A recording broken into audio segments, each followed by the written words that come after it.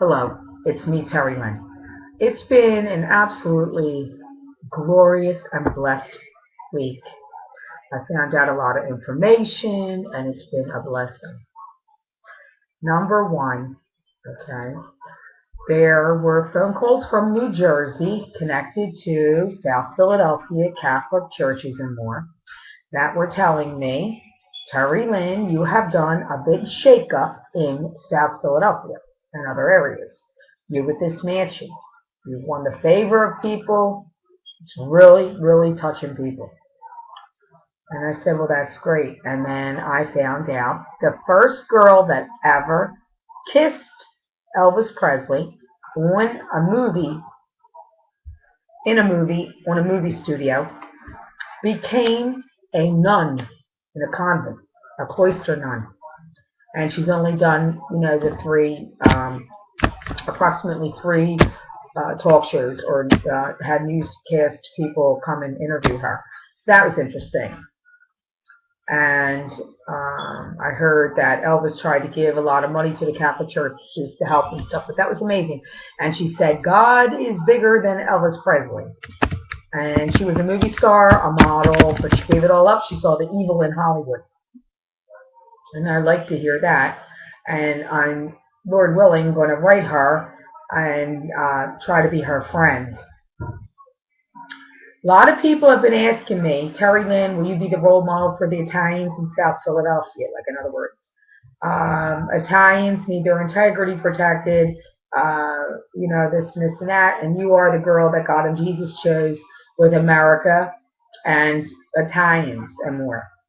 And that would be an honor. And I'm praying about what God and Jesus want me to do. But one of the things I'm doing is opening up a house Christian home and a tour for people to come in, greater than like Medjugorje and all these places that people go to wash in the water or pray to the Blessed Mother statues. Something really, really great that people in South Philly can come to, and even people worldwide for healings, miracles, prayer requests.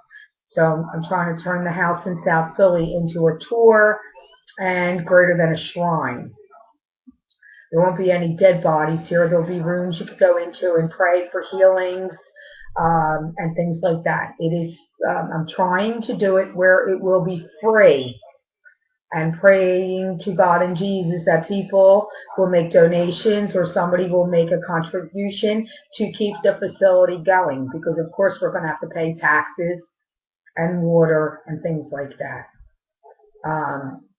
lights, things like that, heating, but it's going to be really nice, and people can come into their row home in South Philly, and then they can walk down the Terminus if they want to get bakery things and things like that. And so I'm into that right now. And I'm praying what God and Jesus want me to do, because there were so many delays with what I was trying to accomplish. And He is revealing to me about the dead being raised, the delays, that it's going to stop. I want to share a story with you. I know a girl, she was Catholic and Italian, and she kept saying, I'm going to marry the man across the street from my parents and live there. Or no, she said, I'm going to buy a house and live across the street from my parents. That's what I really want. She was married to a man. Well, do you know that man she was married to was an alcoholic, and she left him. He wouldn't stop drinking. He had a demon in him. And she lived with her mother and her dad and people, and she ended up marrying the man across the street and living in the house across the street she always said she was going to do. And I wonder, God and Jesus, was she always supposed to marry that man and not that alcoholic man? And her priest or somebody didn't hear from the Lord to help her to get to the man she's meant to be with. That lady lives in New Jersey. She got remarried, and she didn't believe in divorce, but maybe she's with the man she was meant to be with, and she had a baby with him. She had a baby with the first husband and the second husband. So each time we have to listen to God and Jesus in prayer, but the churches didn't educate properly. God says, well, God is joined, let no man put asunder. And the first man made a comment. He said, she always said she was going to live across the street from her parents. She wanted that.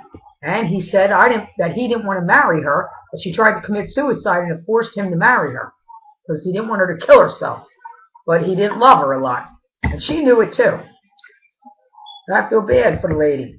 I think she should have prayed properly. But it's not her fault.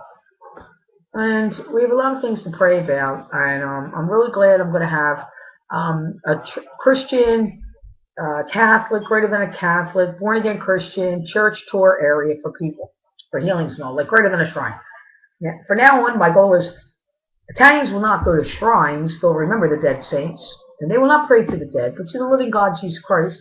And the Holy Spirit will talk to them and things like that.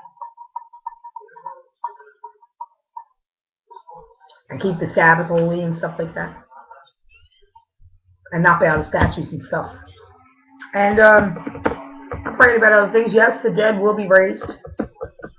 There was a delay, but God knows who delayed it and who didn't listen and who caused trouble. And I forgive them, but God will rebuke them as He wills it. And Jesus will rebuke them as they decide to. Okay? People better stop lying and better stop challenging God and tempting God and coming against His true servants like myself. Also, I need to tell you, there's a big problem going on because before the angel beat up Nick Marcantonio Jr., God and Jesus told me many of these divorces and remarriage and adulteries are from the devil. Many people are not to be leaving their spouses or divorcing people and remarrying other people that it could keep you from going to heaven. Also, if you do not keep the Sabbath holy, the seventh day, Sunday on Friday night, the Sunday on Saturday night, it could keep you from going to heaven. And as the Lord was revealing these things to me, the angel appeared to beat up Nick Marcantonio Jr. because he was sent by the devil, because God was getting me married to the one I was meant to be with since I was young. And Nick was sent by the devil trying to marry me and force his own will on me, and the angel beat him up. And he suffered a heart attack. God can kill him. And I asked for God's mercy, because he said it was Pastor Kirk Kinney's fault who didn't return our phone calls, and Kirk Kinney should have with that type of warfare, and an angel did appear and beat up the guy, and I was injured badly. Pastor Kirk Kinney of the Assemblies of God Church. But then I was shown that they were false teachers and stuff like that. And they were causing a lot of trouble. They were doing witchcraft in their churches. And that they were, in many ways, doing worse than the Catholics. So you see, well, God bless you. I hope to see, pray for you soon. And see you soon. And I'm praying about a lot of things, and I love you. Okay? God bless you. God bless me. God bless America. Joy to the world, the Messiah has been born. His name is Jesus Christ.